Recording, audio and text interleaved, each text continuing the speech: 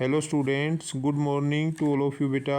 आज हम 7th class का हिंदी का चैप्टर नंबर 16 करेंगे। चैप्टर्स का नाम है नीलकंठ और इसके जो लेखिका हैं वो है महादेवी वर्मा। तो इसके क्वेश्चन आंसर करेंगे। क्वेश्चन नंबर 1, मोर मोरनी के नाम किस आधार पर रखे गए?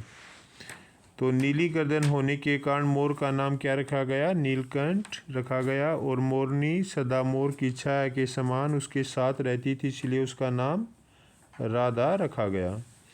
जाली के बड़े घर में पहुंचने पर मोर के बच्चों का किस प्रकार स्वागत हुआ? जाली के बड़े घर में पहुंचने पर मोर के बच्चों का उसी तरह स्वागत हुआ जैसे नववधू के आगमन पर परिवार में होता है।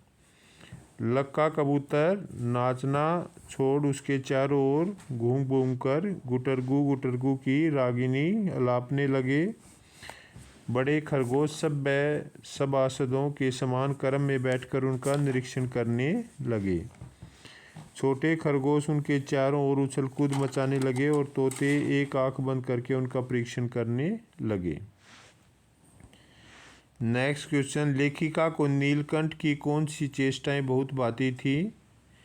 नीलकंठ देखने में बहुत सुंदर था और लेखिका को उसकी हर चेष्टाएं आकर्षक लगती थी, परंतु कुछ चेष्टाएं उन्हें बहुत भाती थी, जैसे मेघों के गर्जन ताल पर उसका इंद्रधनुष के गुच्छे जैसे पंखों को मंडलाकर बनाकर तन्ने में नृत्य करना।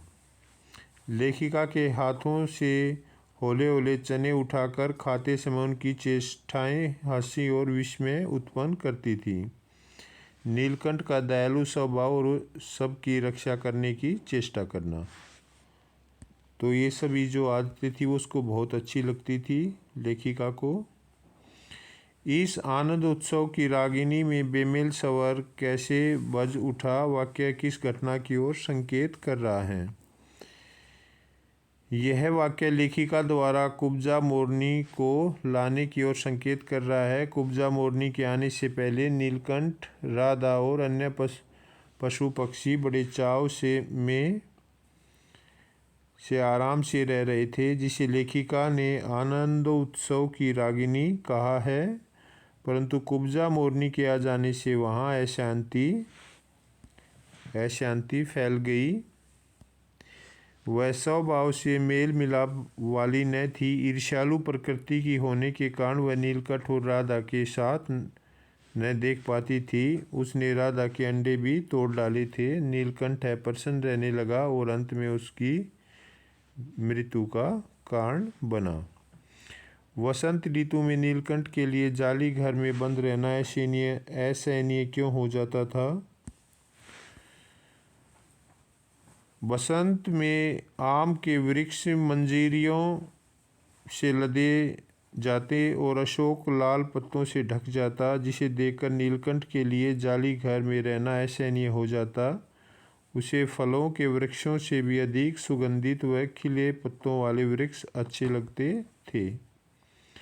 जाली घर में रहने वाले सभी जीव एक दूसरे के मित्र बन गए थे, पर कुब्जा के साथ ऐसा संभव क्यों नहीं हो पाया? कुब्जा का स्वभाव मेल मिलाप वाला न था। ईर्ष्यालु होने के कारण वह सबसे झगड़ा करती रहती थी और अपनी चोंच से नीलकंठ के पास आने वाले हर एक पक्षी को नोच डालती थी। वह किसी को भी नीलकंठ के पास आने नहीं देती थी।